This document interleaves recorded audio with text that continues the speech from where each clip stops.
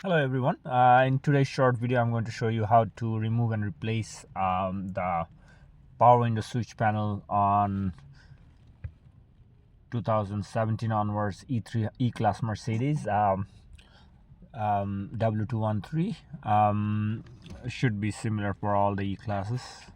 This is an E300 2017. So this is the panel. It sits right here.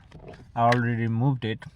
It's in two pieces. So basically you have to save the trim, and you're going to replace this module part with the switches. The old one I had, this is the old one.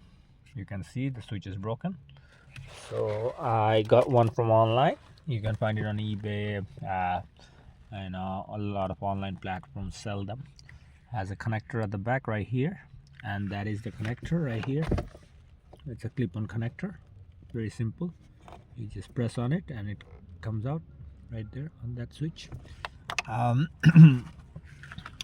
So basically the panel sits right here like this, and if you look from here, so basically you have to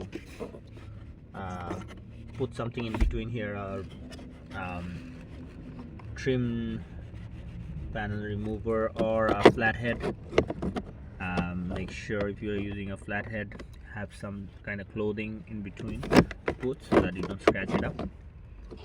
Once you put it back on, basically when you take it out, you have to put something in between, push it up and push it forward like this once you unclip the panel from the front. Okay, and I'm gonna try to show you the end result. One second. Also forgot to mention that this thing also comes up and you can just clip it back on. It's pretty straightforward. Locks into all these clips very nicely. Make sure they're all clipped on properly. All the clips are on, and it shows up nice up front as well.